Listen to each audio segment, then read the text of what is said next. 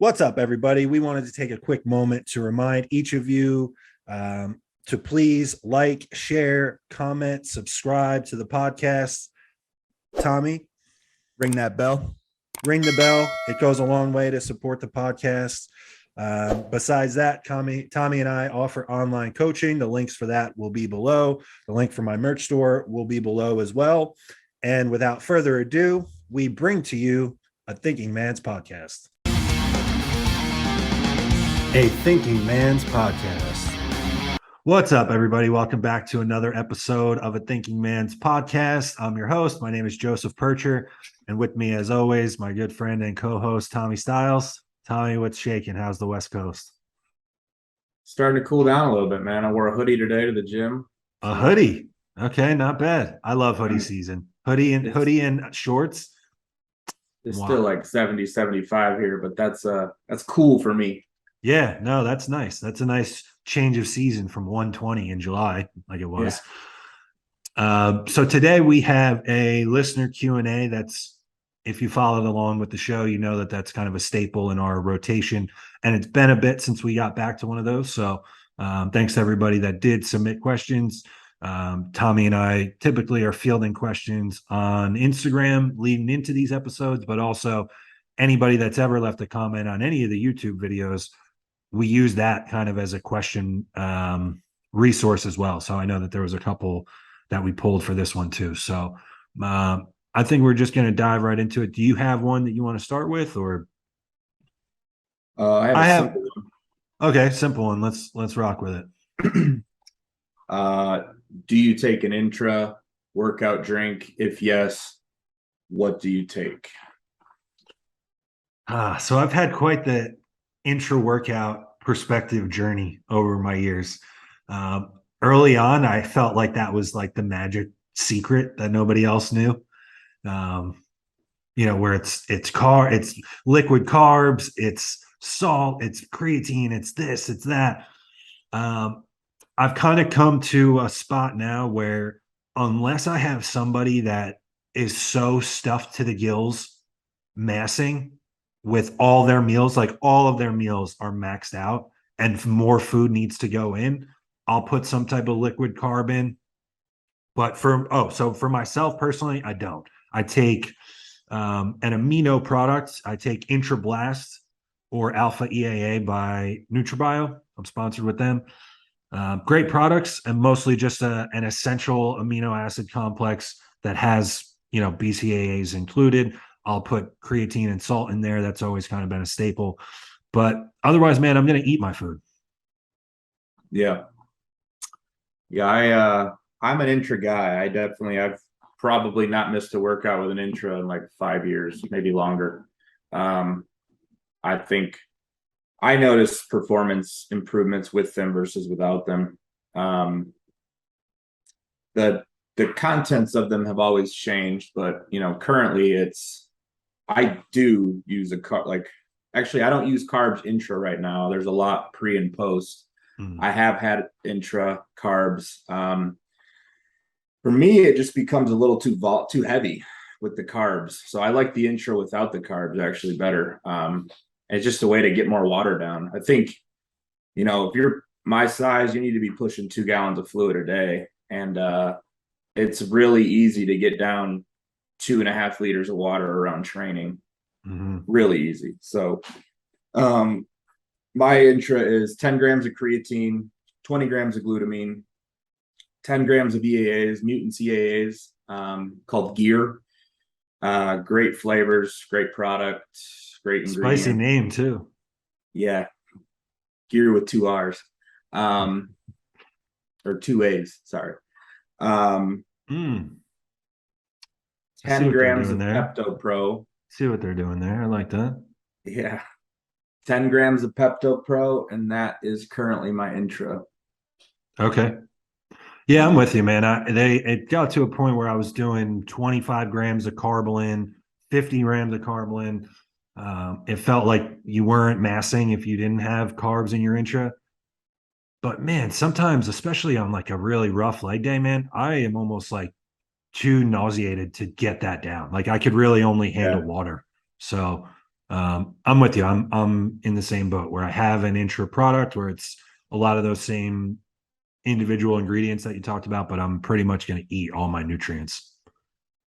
Yeah, I think eating is king. I think as you get more advanced and as you're putting more food into your meals, I do think having an intra drink is part of the 1% that you can take that'll make you a better competitor and a better athlete.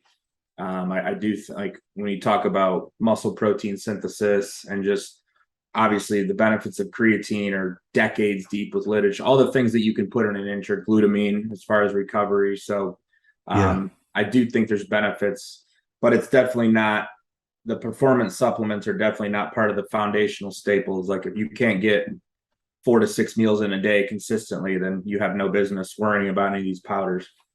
Yeah. That was a good one though. Good quick hitter. So Quick starter. I got another one too that might be a little bit shorter, but I think it's valuable. So I had somebody ask that they mentioned that they are new to competing. I think this guy recently just did his first show, and he wanted to hear our perspective or how to recognize when you're spilled versus when you're full. How to individually recognize? Yeah. Oh, good luck, brother. Your mind's gonna play some crazy tricks on you. I suppose the simplest way is if you're spilled, you're gonna look really big. You're gonna be full, but you're gonna look soft to the eye. And if you're looking at a picture, it will look almost like blurry. Like, is that a new iPhone or is that a fucking flip phone from 2010?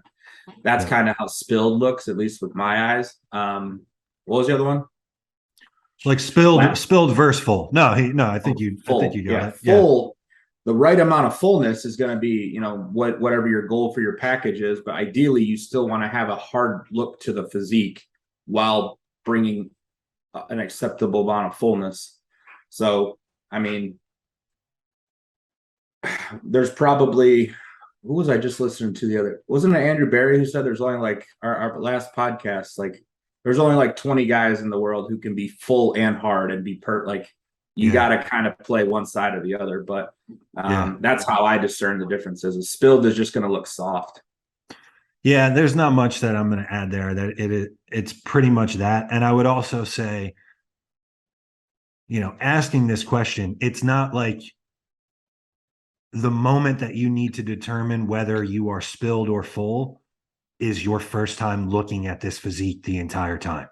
You should have a pretty good idea throughout the entire process what each of these looks like based on kind of what your baseline fasting conditioning looks like. So, for example, if you're worried about the difference between spilled and full, the morning of or a couple hours before a show, I would go back and look at your fasted photos from that morning and your fasted and fed looks from the days leading into that show.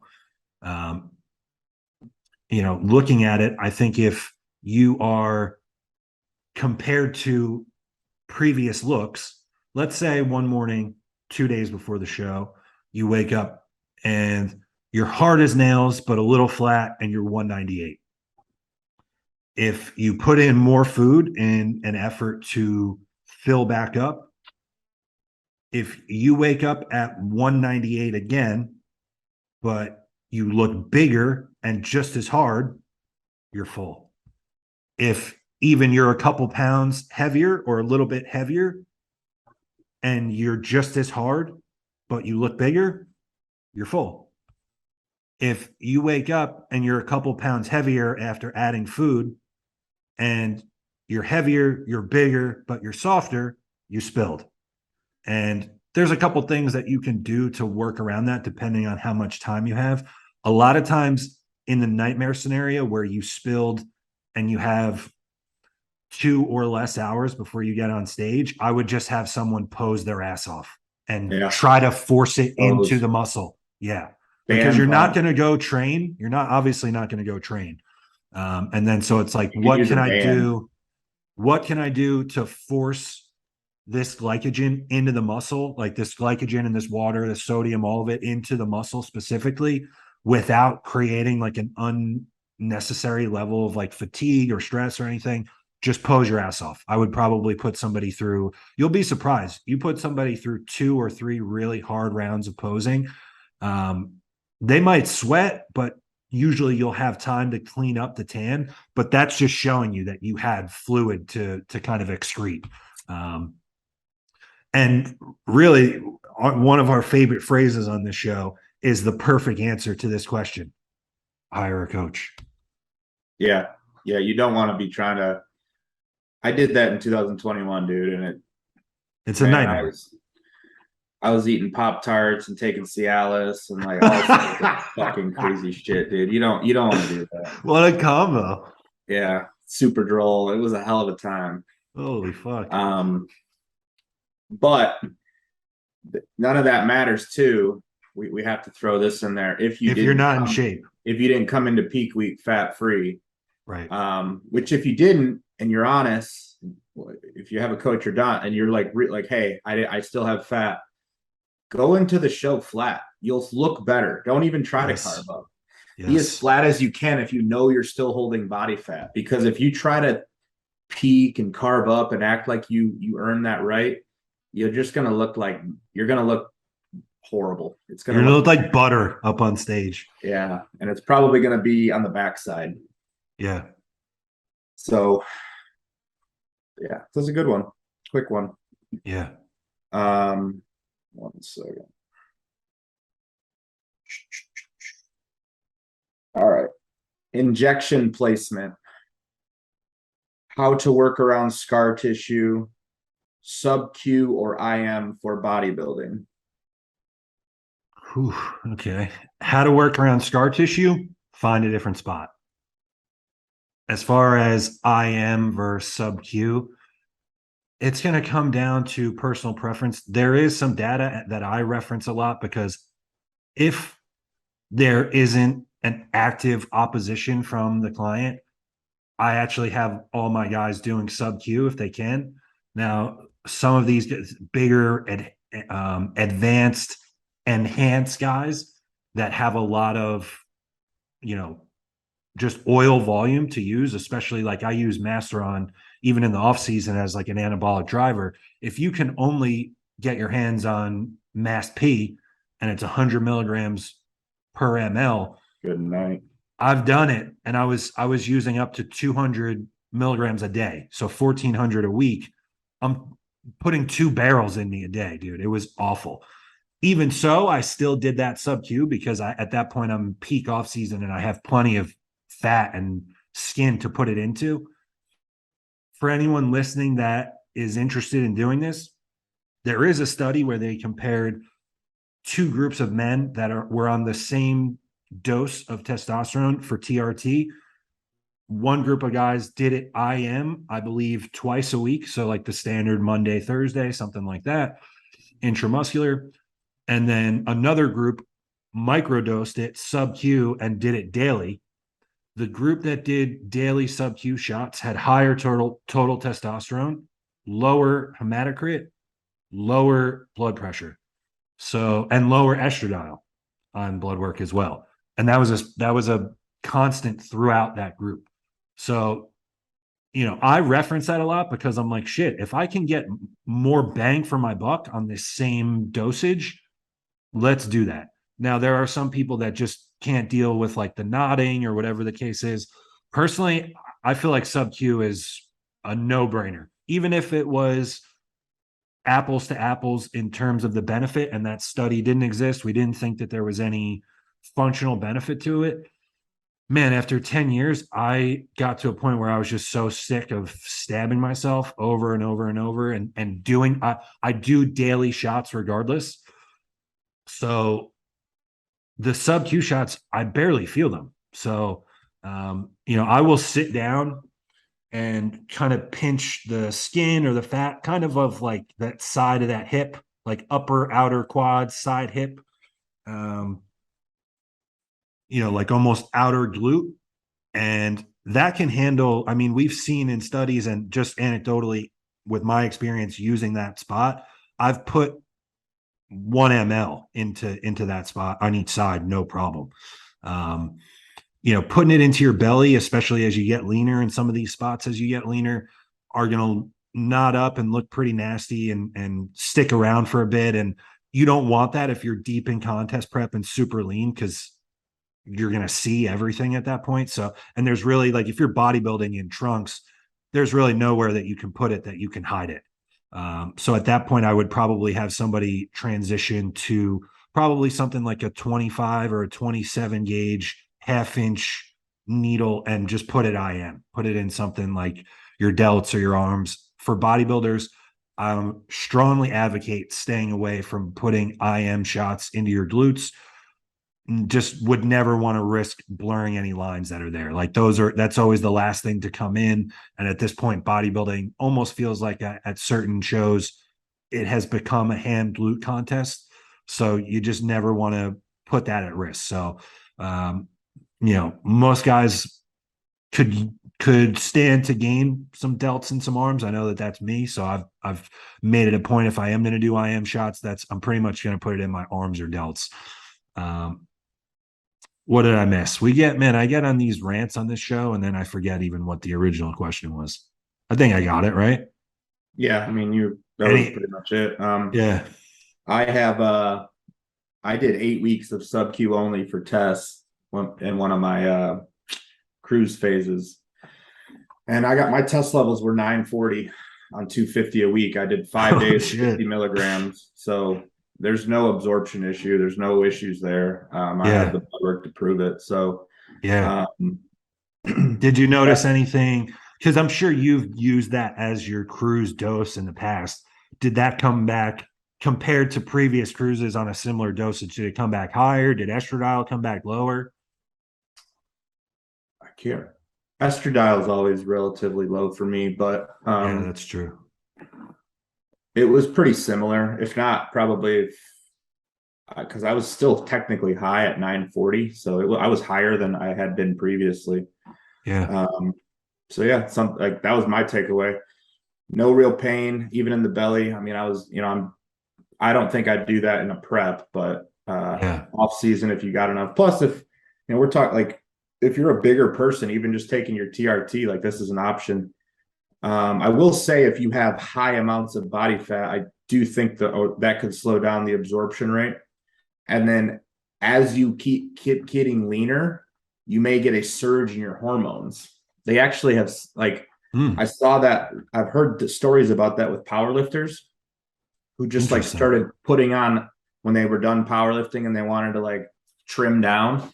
They were like recomping and putting on mad amounts of muscle because of all the gear that was just kind of in the fat over the years. So I've heard similar stories, like guys even trying to come off completely and saying, hey, I'm done bodybuilding. I need to downsize and get healthy. And like, they just continue to grow because there was so much gear built up everywhere. Yeah. So I suppose if you're someone who has more body fat and you try sub Q and you go get your levels checked and they're like low or not where they should be, maybe that's what's happening. I'm not sure. I don't want to like say. I will say though, part of that is we know for certain if you're higher body fat, you're going to aromatize at a higher rate. That's why we've heard over years where it's like you get more out of. I mean, it's a bro myth and a bro way of looking at it, but there's compounds like Masteron, for example. I remember reading on the forums for years, like, don't bother with Masteron if you're above 12% body fat. Like, you're not going to get anything out of it. Now, I think that's a silly perspective looking back on it, but there's something to be said for not aromatizing at the same rate. Like, you will get better results from the gear just staying leaner. So yeah, I think all that lines up. So it's definitely an option. Sub Q is absolutely an option, even if you do need to do some of these higher oil volumes. Because I think even in studies, people have gone up to like 1.5 ml, like in a single spot sub Q, which is interesting. So I did 0.5 was my max for the belly sub Q. I did try a little bit more, and that one actually left a little bit of pain. So yeah, the belly seems go to off be your own sensitive. side. Like, I'm not like, I don't have a huge pinch. So, right. Yeah, your stomach stays lean. So you're a guy that probably would see some of the more extreme results of pinning sub Q in your belly. Because even when you're heavy, your midsection stays pretty tight. It's usually like your lower back and for Yeah, I'm you. better So off trying the love handles than the fucking. that's what I was saying. I sit down, dude, and like, you know, that spot, like, I'm not even gonna get into it, but it's like Yeah, I know what you're talking about. We've outer already had hip. this discussion. Okay, yeah, right on. Yeah, any of my guys that I talk to know the spot that I'm referencing. As far as IM sites that I use currently, That's a good thing to get into also. Both side delts, both rear delts, both lats. You have your lady do your rear delts? Yeah. And my lats. I used to be able to do all these things. I can still do it, but it's sketchy. I have to I'm use gonna a be camera. pouring, dude. The process to try to get your own rear delt, I'm gonna be a sweaty mess by the time I get finished with the process. Like it's just, actually, I'm leaning over, my like my blood pressure's all high from it. if you put your arm on the table and then go this way, it's a lot easier than trying to go. Interesting. I still think I would fuck it up, and I'm not. You're bigger than wider than me, and I still think I would fuck it up. Yeah, I'm pretty. It's good to have somebody that will do it though. Nimble. And then both upper pecs are an option. Yeah. Don't overload the volume there. I don't anyway. Yeah. And then I do triceps. Both heads are an option.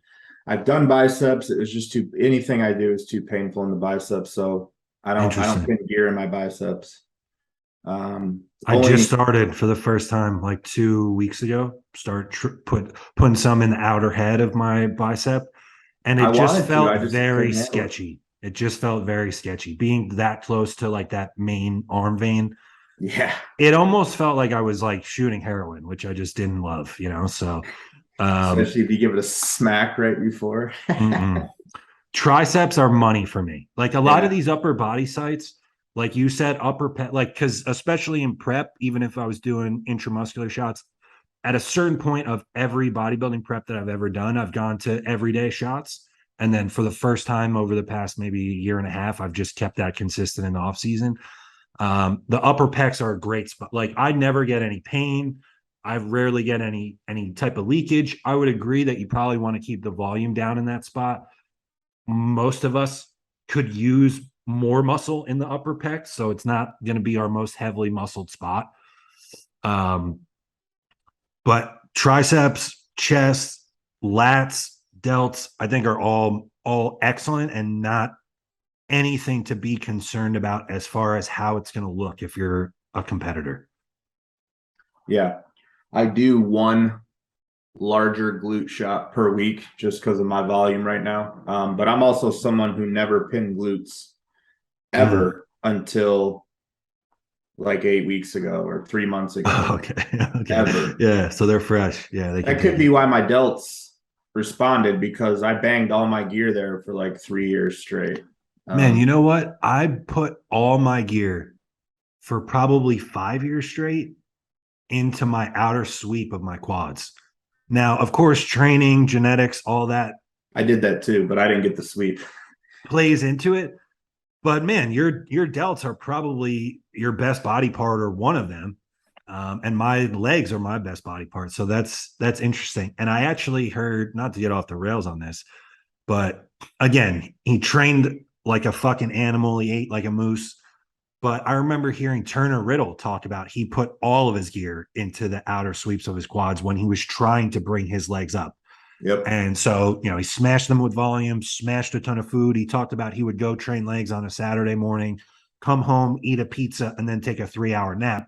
All of that is going to play into bringing up a weak body part. But if you're listening to this, I mean, who knows? Maybe there's something to it that we don't know about. It seems like in bodybuilding, we uncover something that can't be explained by science, and then years down the line, science confirms it. So who knows? But to that same thought, I've been purposely putting gear in my delts and arms and my growth hormone, because you talked about it on our GH episode. So I've been doing it, and it's like, it's got to go somewhere. And if those body parts need to come up, I'm okay with a little inflammation and a little swelling there. Yeah. And then as far as the scar tissue, like, yeah, just take a break. Like, I think I gave you all these sites. That's what I'm like, you got to rotate. Yeah, rotate them. You know, I did my delts for so long that it felt like bubble wrap going in. And then I do believe if you can get soft tissue work, and if you take time off from that site, some of that shit can get broken up, depending on how long you've been doing it. If you've been doing your glutes for 15 years, there's just some tissue there that's never going to get unraveled. Yeah. You know, the calluses or the pads of fingers of diabetics are like leather baseball gloves because they pin them 17 times a day. So you're going to have to, your own use will dictate that. But I've had scar tissue broken up in my delts. Now, did you ever have, hearing that you did that, do you have, when you're like lean and you hit like a side chest or something, do you have visible scar tissue, or did you, where it's almost looks like a lump or some type of like gashing, or no? No, not to that extent. Just like I can feel it, like you're poking through the tissue. Yeah.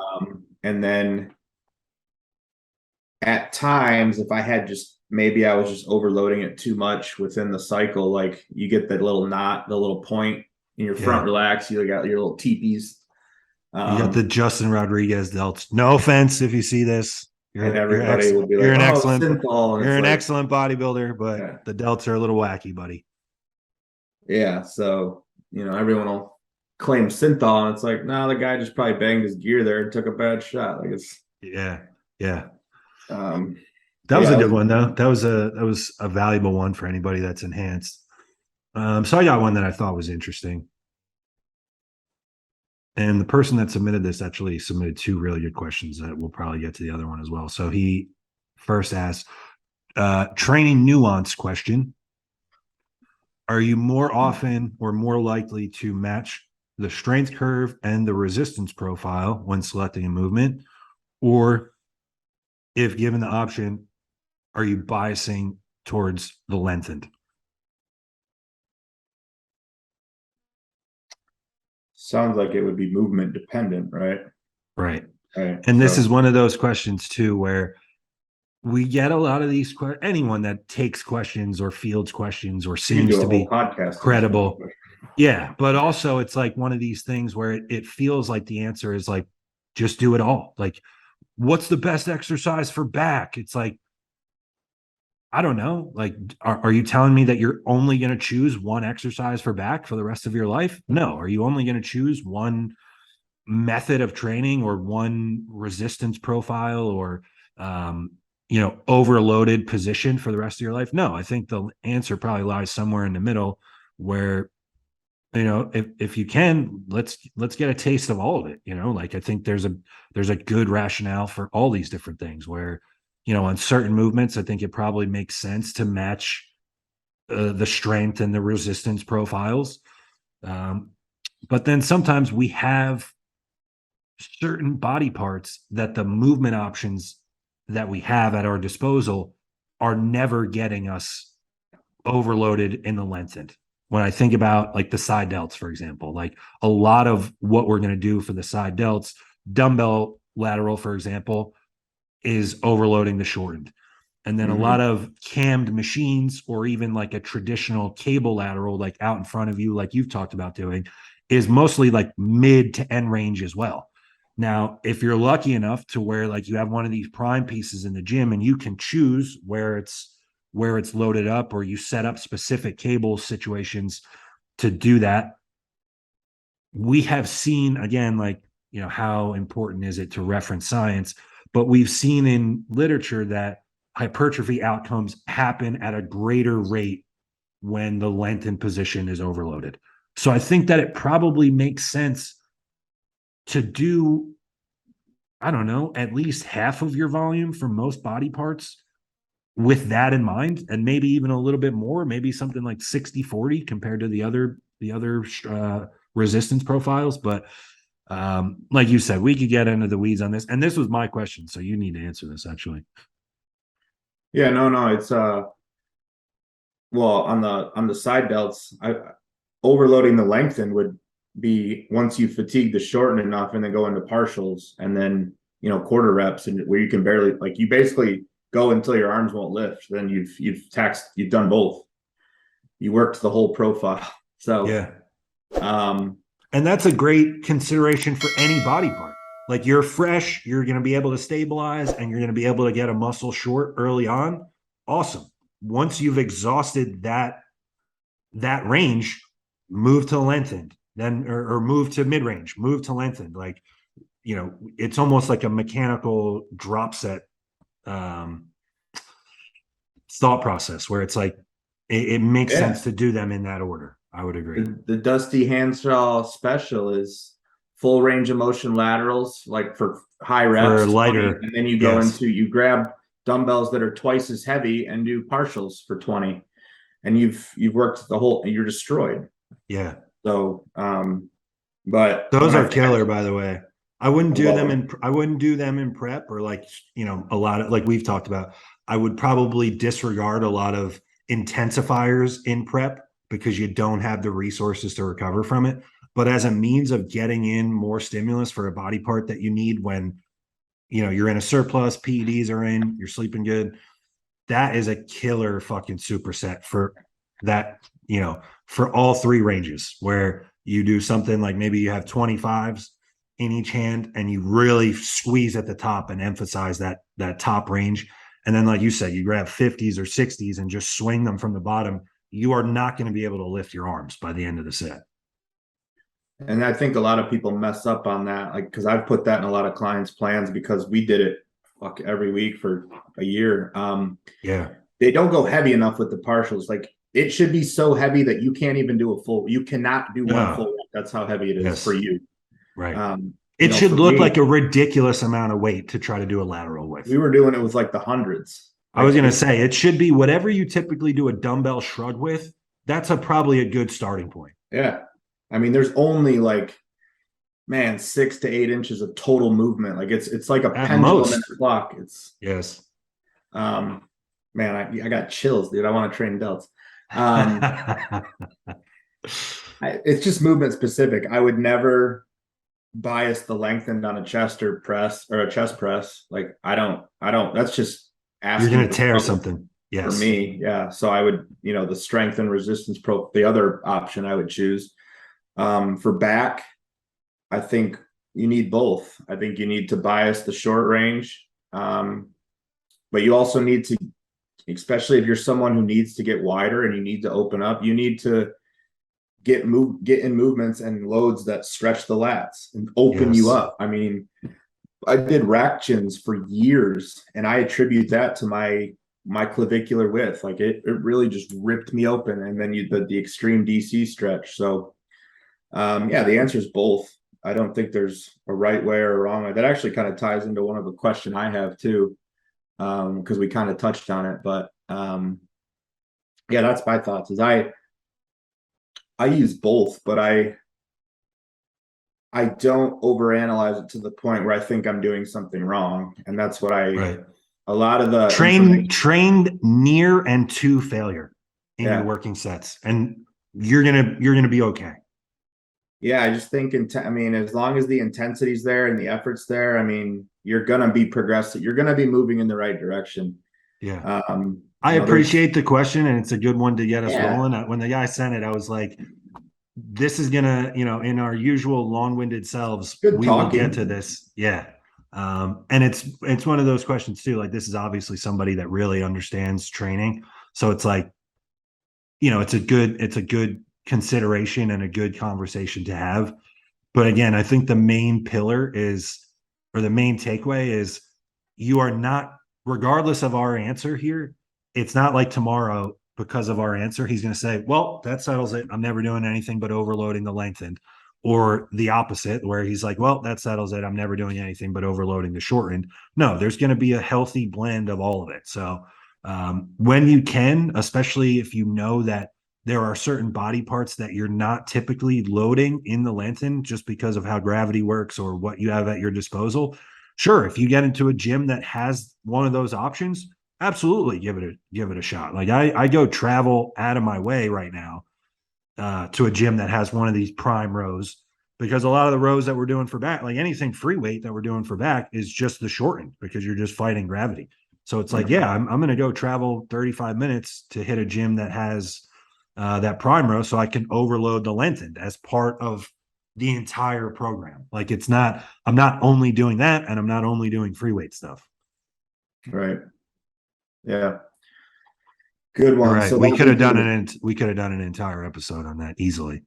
Well, that whole topic of resistance profiles and proper programming, and I Yeah. mean, if in a perfect world, if you have all of the equipment you want at your disposal, you can. I mean, that's like Jordan Peters' setup. He chose pieces based off of like his needs and his logbooks over over years. You know what I mean? So, so this one's kind of worded weird. I think they were running out of space, but I'll paraphrase. Do you prefer to use more intensifiers in your training, or do you prefer full range of motion, full reps to failure?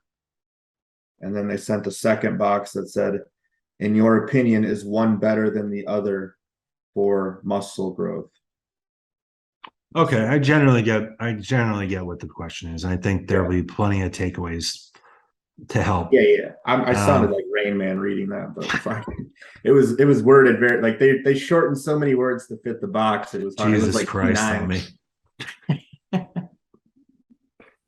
Can we get a break? Cut.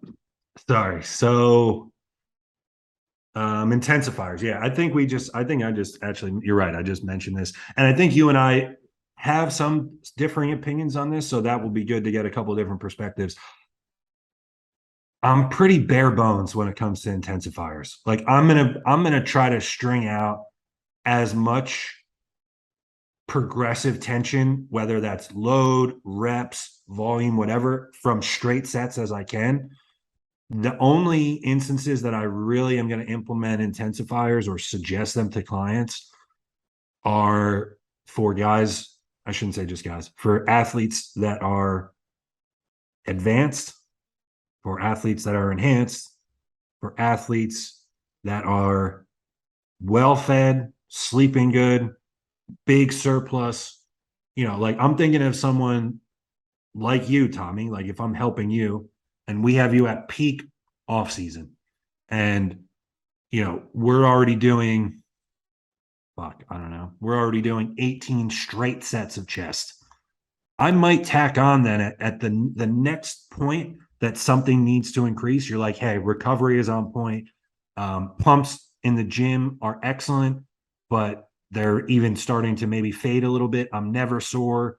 My performance in the gym increases every time I go there. It's not like I've had regressions in performance.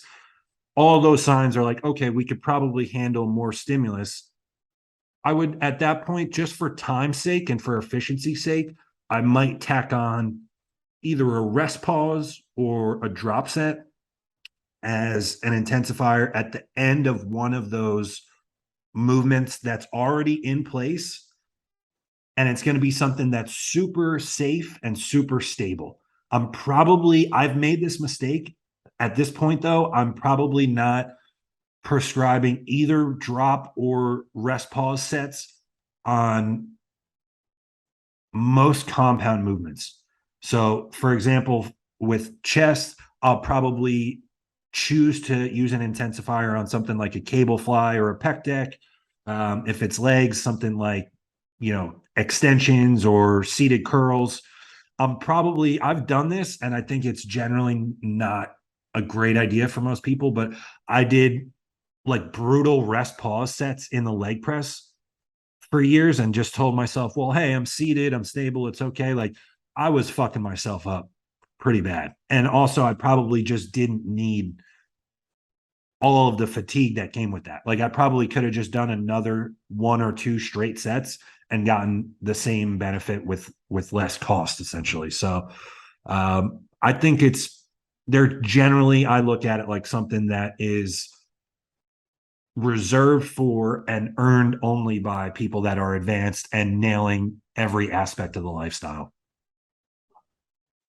Yeah, I think intensifiers get popularized in the gym crowd and definitely on Instagram. And I was, I was a perpetrator. Of course, drop sets, everything, all of it. I've tried every intensifier. I've done German volume training. I did too. So I've done it all. I do use them. But it's not just, I call the way some people use drop sets like hamster wheel training. You're just moving a lot and making a lot of dust in the gym. It doesn't necessarily mean you're building tissue. Right. For me, a drop set, the form doesn't change. I'm squeaking out more reps at a lighter weight with still proper form. Wherever I throw that. So usually I'll do one on like a pec deck or a cable fly. Just because I might only be able to get 8 perfect reps at my top weight, but I bet if I drop a couple pins, I can get 4 to 6 more perfect reps. And I drop a couple more pins, I could probably squeak out 2 to 4 more perfect reps. And it's basically like a drop, rest, pause without the rest. Rest, pause, I mean, that's what DC's built on. I did those for, like, I still do rest, pause. Like some days I'll adjust my volume on the fly because I just might not be feeling it. A little beat up. I can still go hard, but I don't have a lot in me. So 1 or 2 rest pause sets on like a chest day. That's it. That's all I need. It's done. So I use them, but they're built in. It's never like Winging it. fuck it. YOLO. Yeah. Like I don't, it's never. I will say too, I have to interject because it just came to my mind how commonly used those things are in contest prep. And I think we've addressed it, but I just want to make sure that we have this on record somewhere for the audience, that you should never think about training as a means of caloric expenditure or a means of fat loss. Training is either essentially, like the idea behind it is building new tissue or maintaining the tissue that you currently have. When you start using like giant sets and drop sets and all this stuff as like a means of caloric expenditure, I think that you're throwing a lot of shit at the wall and not all of it is going to stick. And I think that there's a good chance that you're going to bury yourself from a fatigue standpoint. And I know we've kind of overused and then kind of bastardized the way that people like talk about managing fatigue. But in this case, it's a valid point because if you don't have, most of the time, you're not going to have a lot of carbohydrates in prep. And like when people are implementing these things as a fat loss tool, they're deep in prep and it's like, oh, I'm behind, I got to get ahead or whatever the case is. That's the worst time to try to do this because those intensifiers are going to be more metabolically demanding than just straight sets. So now we're talking about more metabolically demanding and less stimulant. Like instead of doing one set with a double drop set, it's like just take a good rest in between and do 3 straight sets. I would rather see you maintain your performance on 3 straight sets than say, all right, I'm going to do one set with 100, one set with 60, and one set with 40. It's like, okay, you did one good set and 2 of these kind of like half-assed compromise sets. I don't know. That's kind of just the way that I thought about it for contest prep, but I wanted to make sure we got that on record somewhere. Yeah, I think that's a good point. I think, like you said, if someone's training that way, like they probably know their body. They're probably very heavy muscular, heavy Right. muscled. Right. They eat way more fucking food than you. Right. And they take way more drugs than you. And they probably don't have to do as much output to get in shape. Like they're probably not slaving away on the stairs to get in shape. No. So it's like in that example, like context is king, we always say.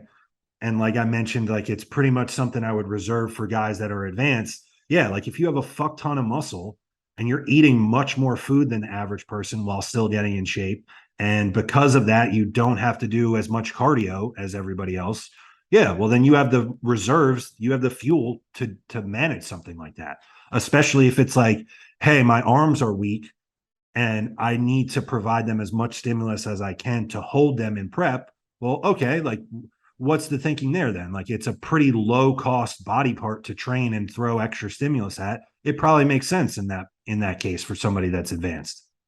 Mm-hmm. Yeah. So to answer the question, 40 minutes later, let's get back to the question here. Sorry It's about always that. this, we not to always sound like we're saying the same shit, but it's never one or the other. You're never gonna hear that from us as like we don't speak in absolutes. I do full range of motion training, and on the same day, I'll do a drop set on chest or on cable or pec deck. So it's just, how is your program designed? How is your recovery budget laid out? Where are you at in your season? Are you someone who's barely in a surplus, or are you 5,000 plus calories? Like this is where you're at. Are you on a beginner cycle, or are you juiced to the gills? Like, what are we talking about here? Do you sleep like Tommy, or do you sleep like me? Like, do you sleep 5 hours a night, or do you sleep 9 hours a night? I think I know personally now that like running more gear, provided you're still recovering, you can get away with, I wouldn't call it junk volume, but you could definitely do a lot more through the week and like I'm doing the most volume I've ever done right now. Yeah. And you're the biggest you've ever been. Terribly lighter. Right. So yeah, I mean the drugs work. Like the main action is like we can recover more. Yeah. So there's just so many considerations, but I think, and that's how it should be, Tommy. Like shit should all be progressive. Like if you're using the most gear that you've ever had, you should be doing the most work that you've ever had. You should be eating more than you ever have. Like all of that correlates with each other, I think. No, 100%. I mean, the guys and the girls that you see who are not really doing cardio in prep and they're just getting better. Michaela Aycock comes to mind. Right. Trains like a fucking savage. James trains like a fucking savage. What does he do? Walk and inline skate? Yeah. It's just, there's levels to this game. And he even talked about recently, for all the shit that I get and other people get when they discuss RIR as a consideration or as a tool, he said it himself. He's like, for years, I did like the Jordan Peters, Dorian Yates thing, like just fucking murder myself on one set. And he's like, and more as I get older, like when you want to consider longevity and continuing to grow and all this stuff, he's like, it probably makes sense, instead of doing one set that you just smash yourself on and compromise your execution on at the end of the set, it probably makes sense to save one in the tank on the first set and then do a second set. You're going to get more stimulus, and then you're going to limit the potential for injury as well. So that's just another side rant, because I see, like many things in bodybuilding, like it has become this big fucking heated emotional debate where like you have camp hardcore where it's like, I'll fucking never leave a rep in the tank, you fucking pussy. And then those same guys post training videos. And I'm like, you had 5 more. Like, what are we talking about? But I think a lot of people have seen that like being strategic with your training and using failure as a tool given certain context, like everything else in bodybuilding, is probably a better way to look at things.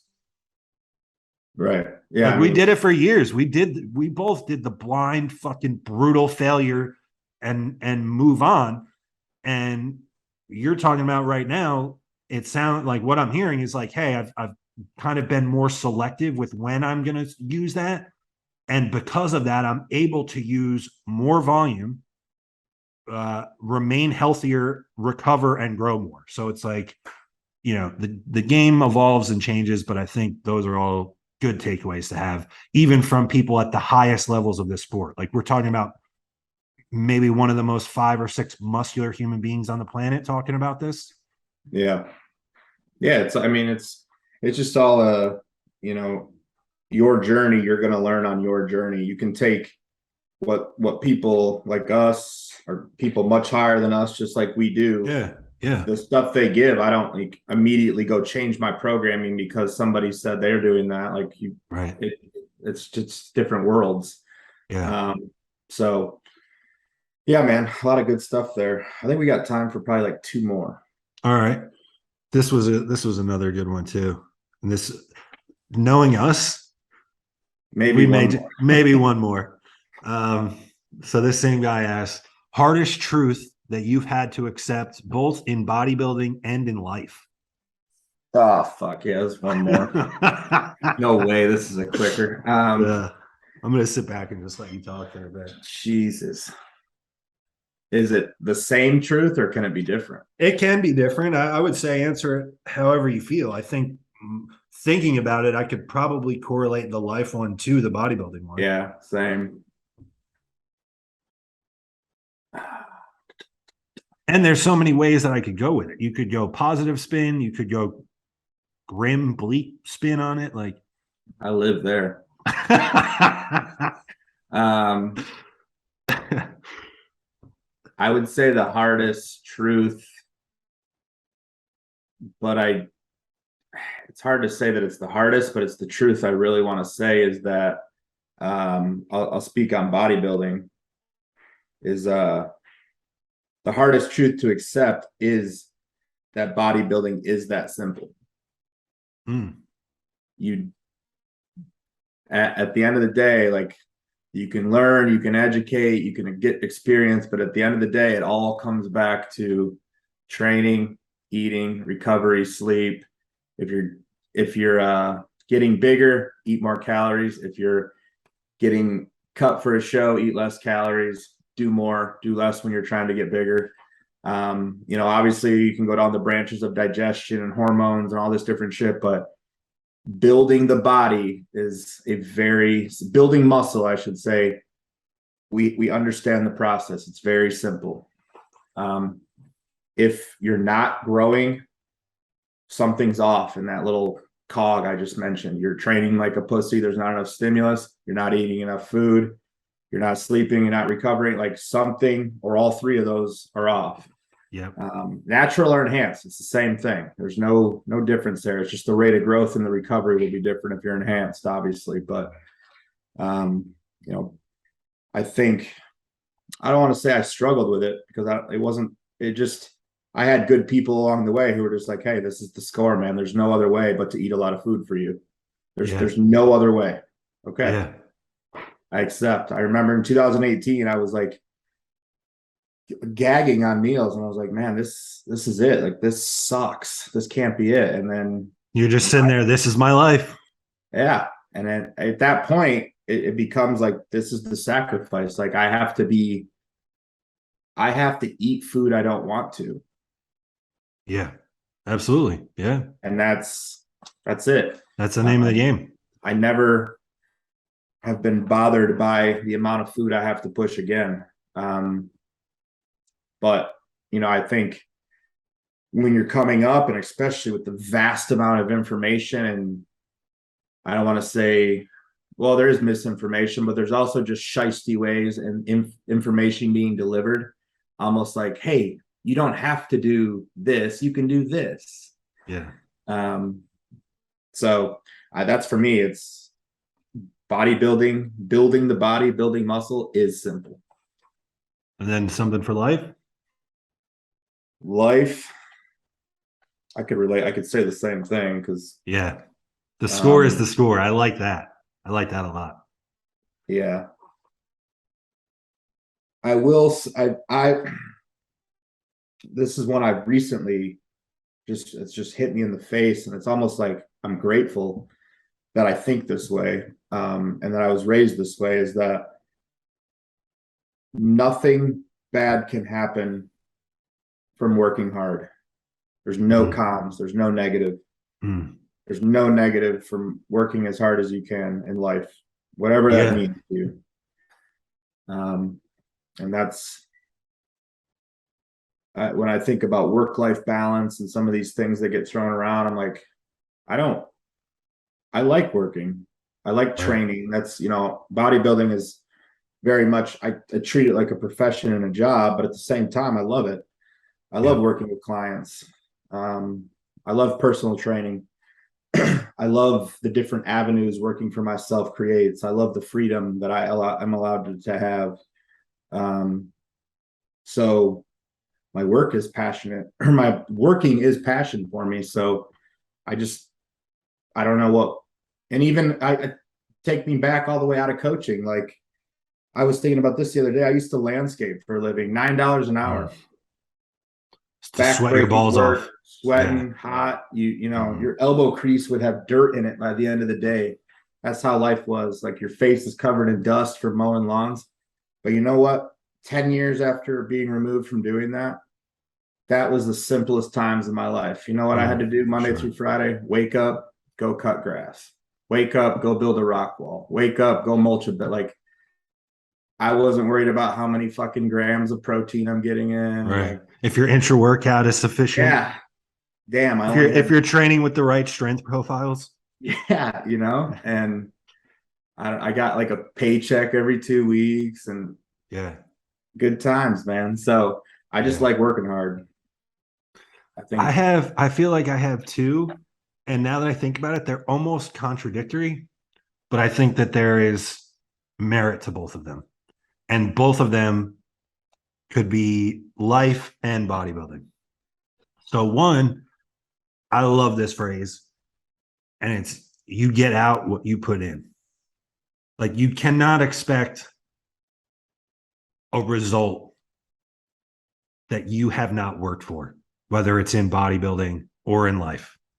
Like you don't get to go buy a Ferrari or buy $1 million house or win the Mr. USA in open bodybuilding if you haven't worked your ass off, saved money, all these different things. Like you just get out what you put in. The end result is a direct, or the end product is a direct result of the work that you have done. Now, of course, there are outliers or different situations where people get handed stuff and it is what it is. But generally that rings true, but also leads me to somewhat of a contradictory thing. And it took me more so, I learned this through bodybuilding, like through experience. And it's a common phrase and people say this all the time and it's true elsewhere. But it's that life is not fair. Bodybuilding is not fair. Like you and I have been fucking slaving away at this for 10 years. There's 30 kids that I could pull up on Instagram right now that don't know the difference between a lengthened or shortened strength profile, have 2 years in the gym, don't know the difference between carbs and fats, and they are way more fucking jacked than you and I. yeah, So, you know, it is what it is. That's life. Life isn't fair. There are some people that have no talent, no skill, no work ethic, and they get born into a family that, they're going to inherit $100 million company and they're just mhm. silver spoon for the rest of their life. That wasn't either of our scenarios. So we had to go out and work for it. Now, I would never want that. I'm grateful for the path that I had, but yeah, I think those were that it was the hard, that has always been a phrase and I've always heard and seen that in life, but it was the hardest truth to accept for me in bodybuilding because I love it so much and I put so much into it. And then there are times the result or the reward actually don't line up with the effort that was put into it. And that's a tough pill to swallow sometimes, but that's life. Yeah, I mean, there's times I've been the most peeled guy in the entire show, and you lose to somebody that's bigger and softer. It's like, well, that's bodybuilding. yeah, There are times that you go and interview for a job and you're way more qualified, way sharper and presentable than somebody else, but their uncle is the CEO and they get the job. Life's not fair. that's the way the cookie crumbles. It is. Ron Burgundy It, said it best. it's yeah, I think it all ties back into some of that stuff we've talked about, like control what you can control and don't Yep. even bat an eye at the stuff you can't. Yeah. In bodybuilding, don't worry about the genetics. In life, don't worry about what other people's hands are, what they have, what they don't have. Yeah. Run your race. That's it. I've always, I just because it applies to me, I've always believed, and I still do believe that ambition can beat talent. Yeah. And not always. I mean, if there's Not in ambitious, bodybuilding a lot of times, but in most things there's other than bodybuilding, it if feels there's like, right? ambitious talent, I mean, good night. Good night you'll and good probably luck. win in life and in bodybuilding for sure. But To that point, I've had this conversation with friends, and it really feels like bodybuilding is maybe the only avenue that isn't the case. Like, in life, in sports, like, on any given Sunday, the Giants beat the undefeated Patriots, or Buster Douglas catches Mike Tyson with a left hook and knocks him out clean. In bodybuilding, there is no Buster Douglas. Like, you show up and you're underwhelming and don't have the goods compared to somebody, you lose. Doesn't matter if they worked. It doesn't matter if they worked harder. It doesn't matter if their blood work is better. It doesn't matter if they trained harder or did more cardio.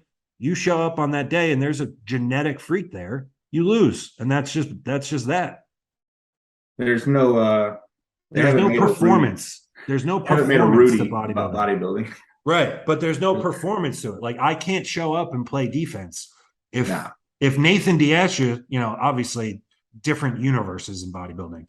But if someone like if Carlos Thomas shows up at the show that you're doing, sorry. Yeah, I mean, I That's remember life. Dusty telling me about 2010 USA's when Jason Ha came, and it was just like, guess we're all trying for second today. Yeah, like there's no defensive scheme for Jason Huss showing up at your show. But it was almost like, I mean, it didn't even suck because it was just like so. No, like, it's probably awesome, dude. Like, it's honestly, probably like liberating. Like, well, yeah, there's probably no he way probably to win first immediately today. he probably immediately felt a ton of stress relief. It sucks for sure, but also if you had the awareness in the moment too, like, I'll be back, and fuck, man, I don't know how many times I'm going to get to see something like this up close and personal. So this is some wacky stuff. Oh, hell yeah. And I remember I was at Junior Nats in 2018 when Bo Lewis did it. And it was just like, where is this going though? Because this could go in many different directions. Once in a life, like at a junior nationals, for a guy like that to be there, that's like once in 30 years. Yeah. I mean, imagine being in the show on that day and it's like, well, I tried this show. Like, you can't. No, what are you gonna do? Godzilla shows up, you just do what you can. Jesus Christ. But yeah, that's good shit. That was a good question. Yeah, that was two really good questions from the same listener. So we appreciate it. And so I think we'll wrap here. So thanks to everybody that did submit questions. If you hear this and you're maybe somebody that's new or hasn't listened, if you leave a comment on any of our YouTube videos, it will be circled back to if it's a good question. Like, we're always fielding questions for whenever the next Q&A is. So for Tommy Stiles, I'm Joseph PIRCHER. This was a Thinking Man's podcast. And until next time, guys, we are out. A Thinking Man's podcast.